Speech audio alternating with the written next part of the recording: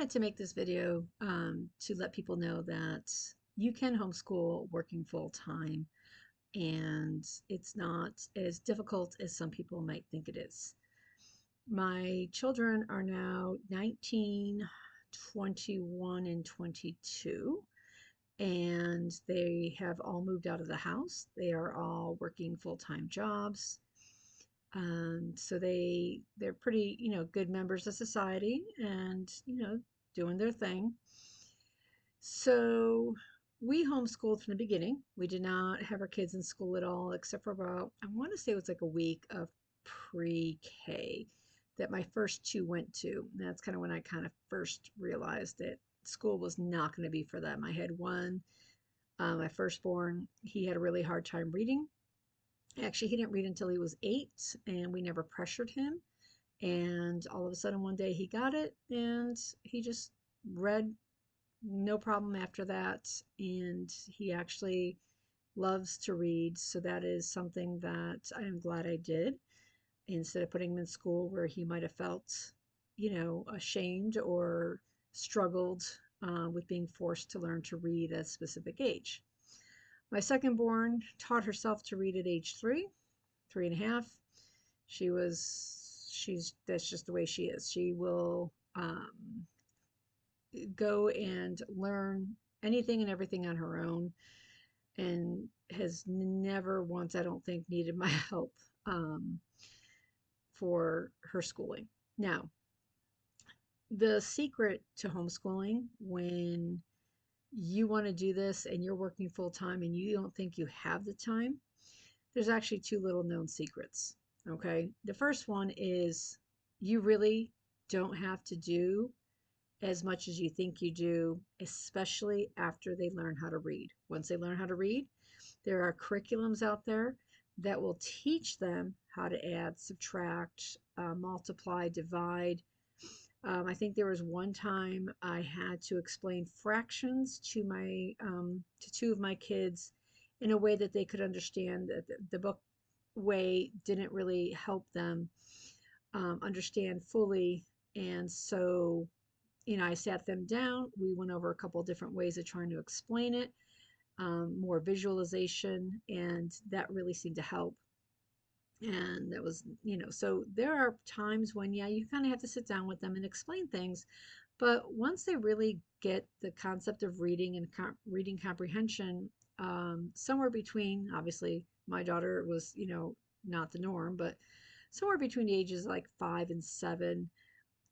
So the first couple of years are a little crucial, and I did not work until, let's see, I took 5 years off of work. So my son at the time was 4, and until he was, I want to say about 2010. So he would have been 9. So I took about 5 years off of work and more due to illness than anything. But I was able to teach the kids how to read at that point. But if I had been working, I would have still been able to teach them to read. It wasn't anything that is difficult. You don't have to spend hours a day with them with school. That's the other secret is this whole 6 to 8 hour, they got to be in school and learning and everything else. That's really, no, when they're much younger in the first couple of grades, an hour at best, maybe an hour and a half at the very most. And that includes reading, that includes art, that includes physical education. You know, School doesn't have to be complicated. It really doesn't. And it wasn't for us. We never made it complicated. We did a couple different programs.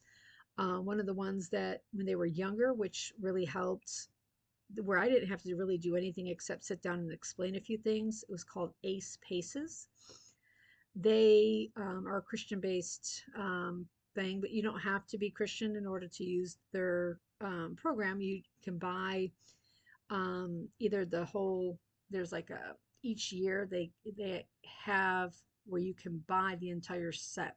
That includes their workbooks, that includes the teacher's key, that includes anything extra. And those are great. They're more costly. It's the more costly part of homeschooling, and that was probably anywhere from, I don't know, 300 to 400 a year for each kid.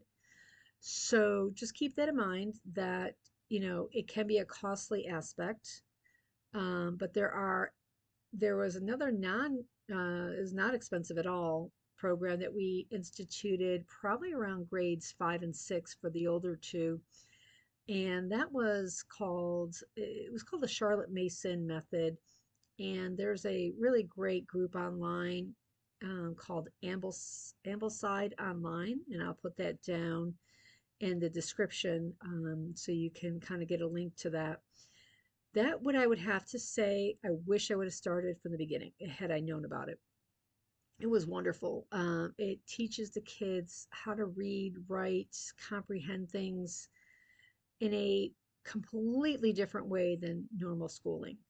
And that's so Charlotte Mason was renowned for that. She thought that kids could learn more from their environment and from doing rather than just sitting there at a desk and trying to comprehend everything a teacher is saying. So it was, you learn more with living books. So instead of having a textbook, and you learn a little bit about George Washington, a little bit about Thomas Edison, a little bit about this and a little bit about that, you actually read books either written by them, like an autobiography, or something that, really gets into their life. So they learn more about the foundations of history and of, important people in life. And that really helps them to really, they learn in those books things about historical moments, and then they cross reference with another person that they read about and realize, oh yeah, I read about that here. And then it kind of all comes together when it comes to history. And then they're not learning specific dates, but they do, here and there will learn, important dates. Obviously, the Constitution, 1776, things like that. There's important, highly important things for our history that they should know, when the world wars were, in general senses.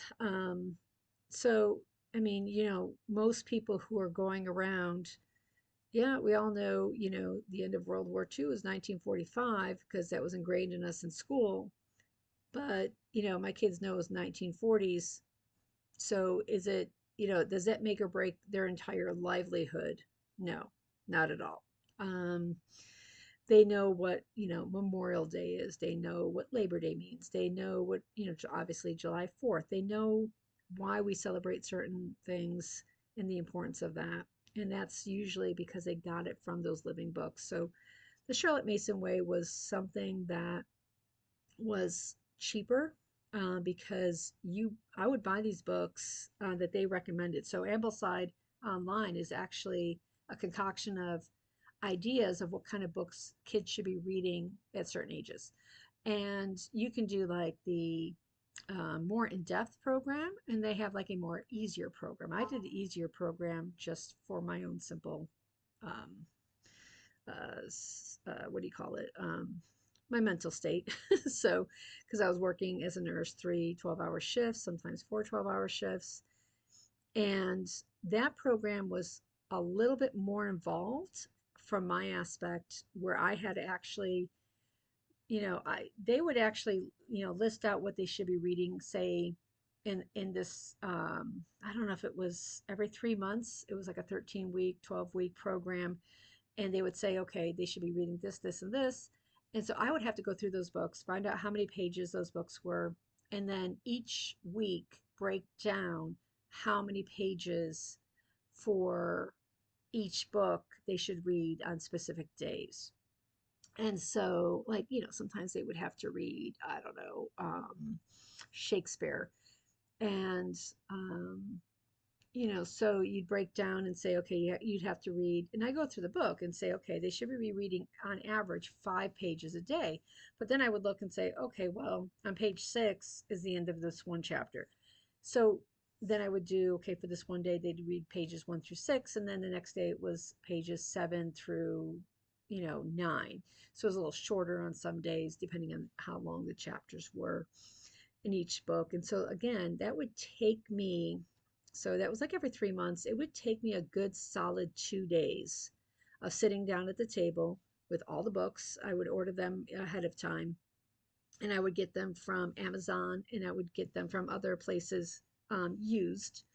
So it would only cost me maybe $150, I would say, at the most, a year per grade. But once you have those books, you don't get rid of them, right? Because then you give them to the next kid down the line and for when they hit that grade. And that made it, that's where it comes in and is way cheaper. Or you can do the really, really cheap option, but the really more time consuming option, which is going to the library, getting these books and trying to get, extend them for those 3 months that you need that book for. That that was just too much for me. I couldn't, um I had to balance that. So I would buy the books, and buy them used. And some of them were in good condition, some weren't. I mean, but all the pages were there and it worked. And then when I'm done, I'll probably sell. Actually, I am all done, and I probably will sell the books once I have time, or donate them to another homeschooling family. So it was definitely a program I recommend. And like I said, it took more time for me every 3 months, but it gave them such a strong foundation in writing and reading. And I don't know, I can't explain it. I guess there's some books about Charlotte Mason if you want to research and read up about her, but some of those processes, like they have to copy, right? They have to copy something for, I don't know, 10 minutes a day. They just sit there and they set their clock and they just write. And um, and some of their books that they learned with the other program, the Ace Paces, taught them cursive writing. So, or you can get like a basic cursive writing book at Walmart. I mean, really, there's, certain things you can do. And so each day, one day they'd have to print their copy work, and the next day they'd write cursive. So they know how to write cursive and print really well. And when they're copying, they can copy anything out of any book. So they would take just any one of their books, like the Abraham Lincoln book, and they would start at any given page and just start writing. And what that teaches them is punctuation. It teaches them capitalization. It teaches them sentence structure without knowing that, okay, that's a verb, that's a noun. Because in reality, in life, as we go through, the important thing is actually writing well. And breaking down sentence structure to me when I was in school was mundane. It was boring. Yeah, so was copywriting, my kids said. But at the same time, they they learned so much in that 5-10 minutes that they were doing this every day. And I really didn't know that if it would work. In about 2 years after we started that program, I want to say one of my daughters wrote me a letter, and it was just a really nice, like, Mother's Day letter. And she gosh, it was so well written. And I remember thinking at the time, I want to say she had to be like 12 years old, and I was just blown away by how, like, she wrote this whole thing out about her memories and me as a mom. And it was so well written for her age. And it blew me away. And I'm thinking, okay, this process does work. And I was so glad that I had gone to that process of the Charlotte Mason method, even though, like I said, it did take my time, um, a couple of days every few months. But again, it wasn't hard. It's not, none of this, homeschooling your kids is not hard. And you don't have to be a rocket scientist to do it. You don't have to be smart yourself to do it. You just have to give them the tools for them to learn, and give them the time. And when kids have that time and those tools, what they do is they start learning on their own. You take them to the library, and my one daughter wanted to know, my second oldest, she wanted to know all about the stars. Constellations is her thing. She can name so many constellations. And I always tell people, if we're ever lost and we're stuck in the woods somewhere and we don't know where we're going, or we lost our compass, whatever, or there's no technology, we she would be able to find our way out and get us anywhere just by looking at the stars. I mean, that's just how enamored she was with them. And it was a phase. We got her a telescope, things that, apps she would have on her phone so she could see where they were and what season. And she just, but she had the time to do it. And that's what kids will do when they are given that time and that freedom. They want to learn. They really do. But when they're stuck behind a desk 6 hours a day, homeschool, not homeschooling, but in school, sometimes it gets boring. Sometimes it gets mundane and it becomes a job for them. And as we know, some of us don't like our jobs and you don't want to do it. And so kids who are homeschooled, there are some that do. They struggle, they fight back. But there are some kids, a lot of the kids that I know who were homeschooled thrive. And they really do, because they were given that space.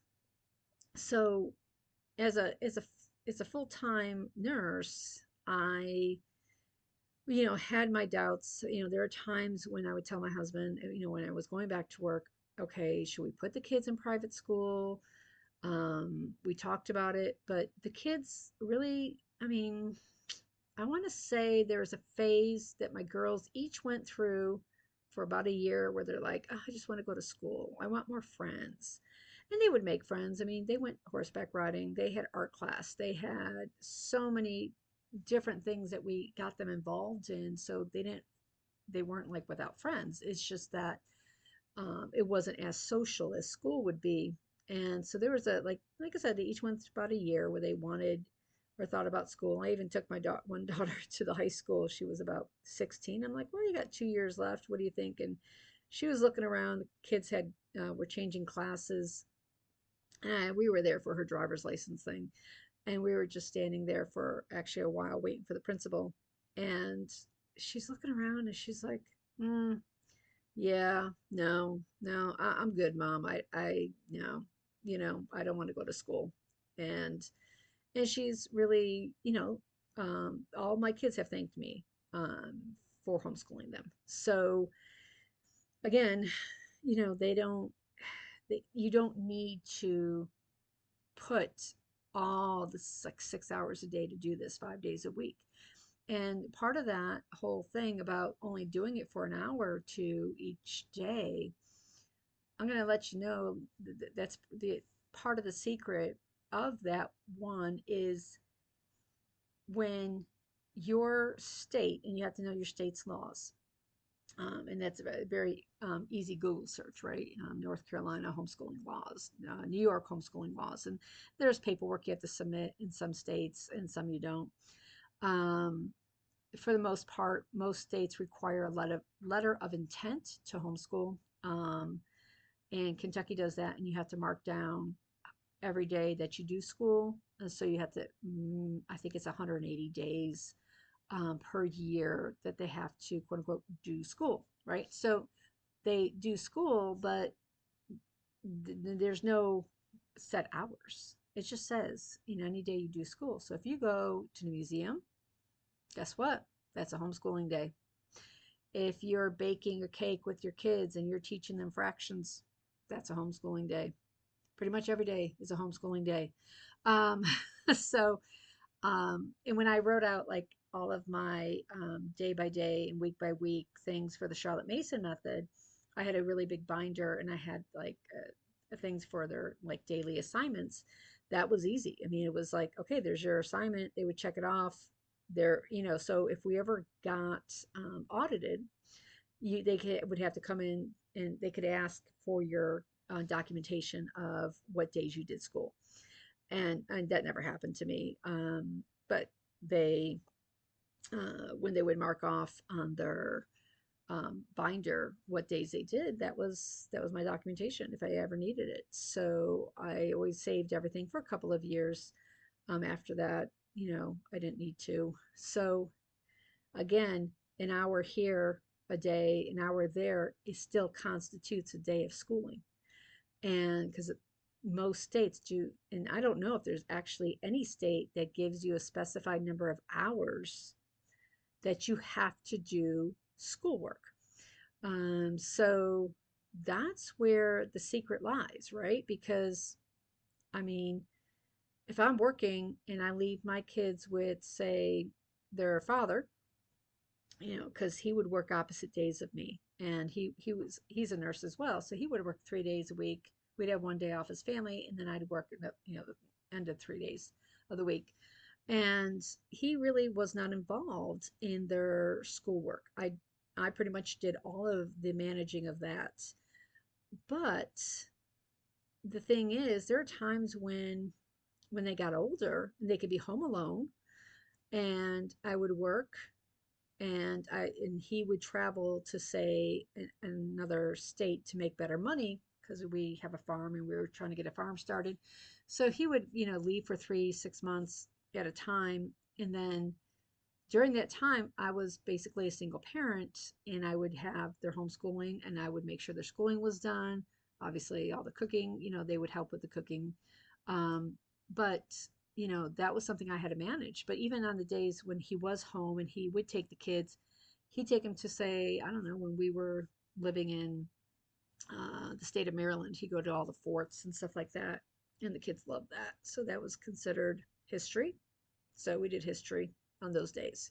I mean, so again, you could have a babysitter. You could have, if you're a single parent and you have, like, say, your own, parents, or an aunt or whomever watching your children while you're at work. If you have childcare lined up in some way, shape, or form, they don't have to do school with that person. If that person is, like, say, your mother, the grandmother, is uncomfortable doing school with the kids, they don't have to. That you can just, they can do it while they're with their grandmother. And then when you come home and pick them up and they just have questions, you answer their questions, and then that's it. And then on your days off, you can go and do field trips or, fun things that still constitute school. So basically, you meet the minimum requirements with just basic everyday life when you really think about it. So I don't know. I never had any regrets homeschooling.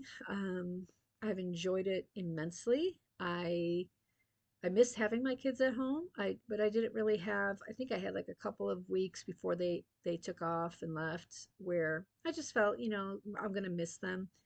But I'm excited because they talk about homeschooling their own kids if they have kids one day, and so I want to be able to help them with that, and help anybody else who may have more questions, because it is doable, it is feasible, it's something that I was able to do for many, many years. I mean, so I stopped working in 2005 or the end of 2004, and I started back up in 2010.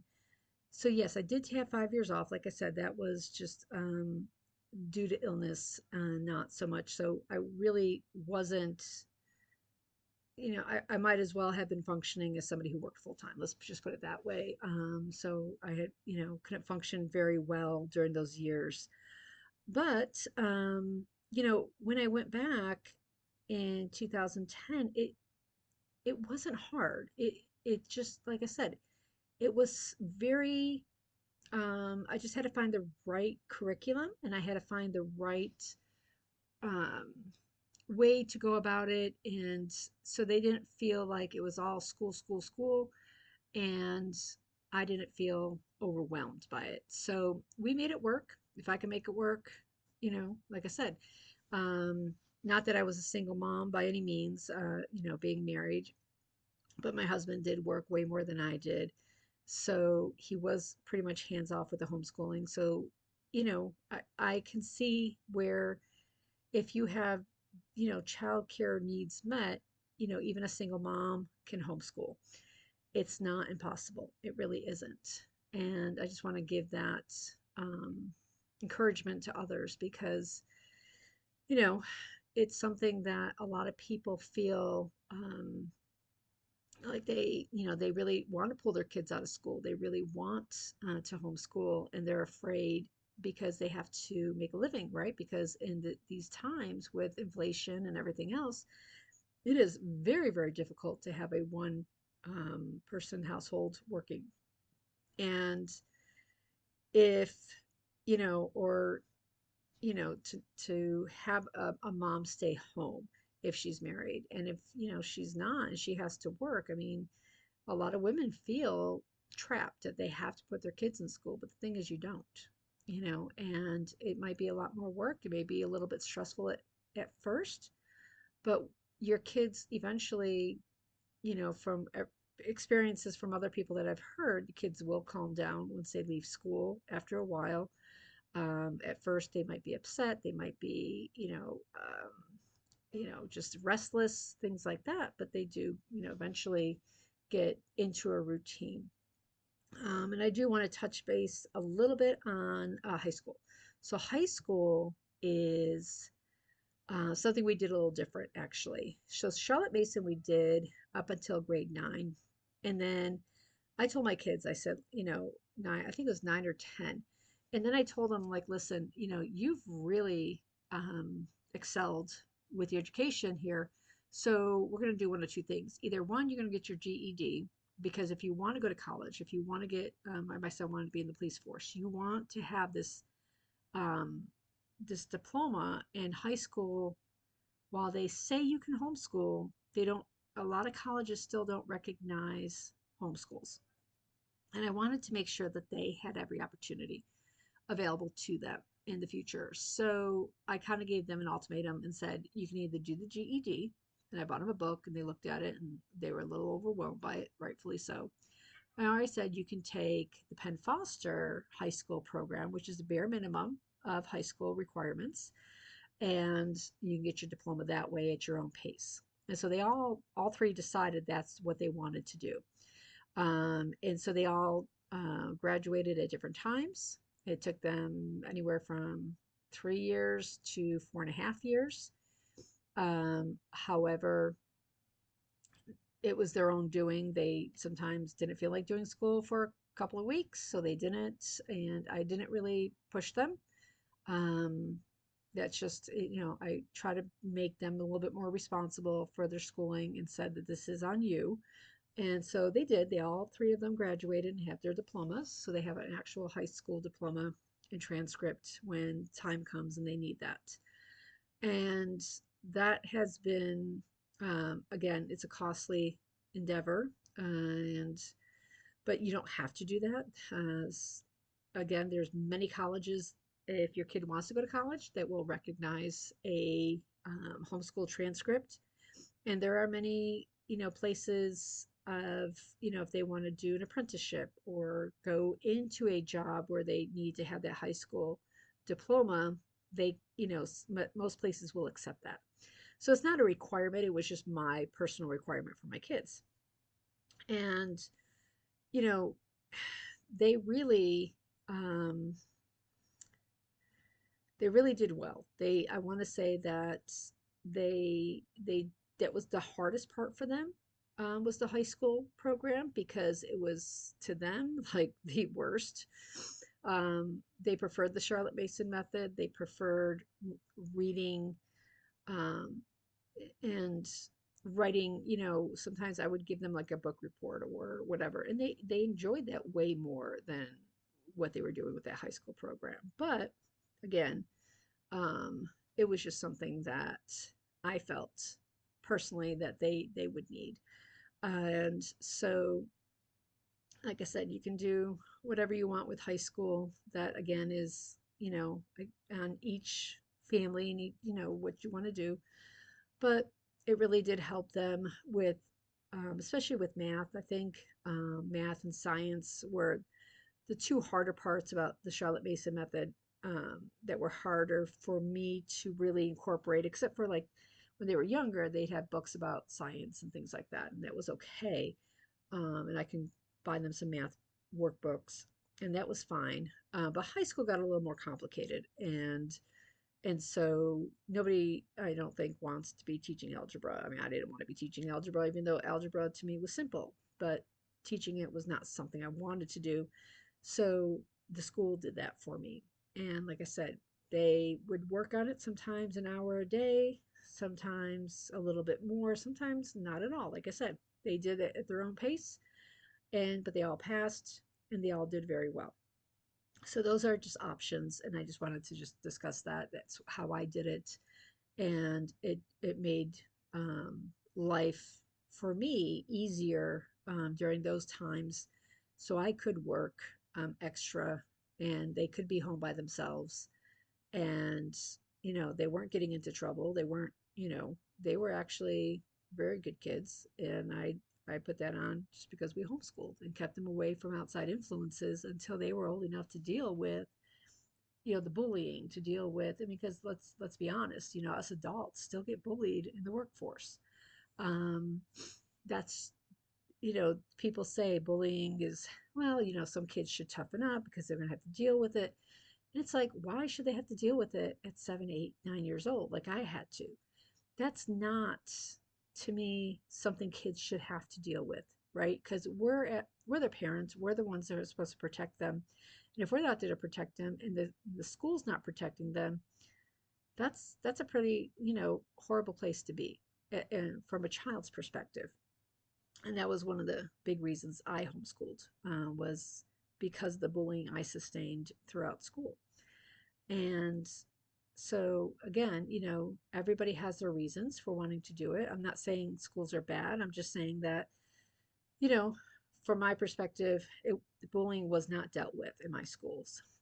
So, you know, and hopefully they're doing better with that in the school system. But like I said, kids at 7, 8, 9 years old aren't mentally equipped to deal with that. And they shouldn't be mentally equipped to deal with that. They should be learning how to be patient and kind and giving and sharing and things like that in a more controlled environment. And school, in my opinion, is no longer a controlled environment. And maybe the private schools, they are when they have smaller classrooms, sure. But again, it's really hard this day and age, I'm sure, for teachers. And I give them a lot of credit because I could not do what they do. Um, so again, whatever your reason is, you know, you can homeschool regardless, I think, of your situation. I mean, there might be some exceptions, like if you're divorced and your significant other doesn't want the kids to be homeschooled. I've seen some of those stories, like online, and that's very sad. And I don't have any advice for that other than get a good lawyer. But I mean, it's very, very difficult in some of those situations. But for the most part, if you're working full time, if and you're married and your husband works full time and you're both just exhausted, you can homeschool. It's not. So I don't know. I always found it easier. I'd see all my friends, you know, getting all their school stuff together for their kids, and all the stuff they had to do to get their kids ready for school and participation and all these different things. And I really honestly was like, you know what? That seems to be way more work putting my kids in school. I'll be honest with you. It just did. And it's like your evenings. Do you have your evenings to yourself when you're going through their schoolwork with them and you're going through, taking them to this, extracurricular activity and sports or whatever? It just seems so much. And for us, our life was very carefree, and we traveled. We're traveling nurses, so we traveled for a good 10 years with the kids, and they got to see all over the country, different places. And so they really had an amazing upbringing because they were able, in my opinion, to really explore what the world had to offer them. And so they're all, like I said, well-rounded individuals who are living on their own. So who knows? But all I can say is it is doable. If you have any questions, just drop me a question down below, and I'll answer it as soon as I can. Thank you.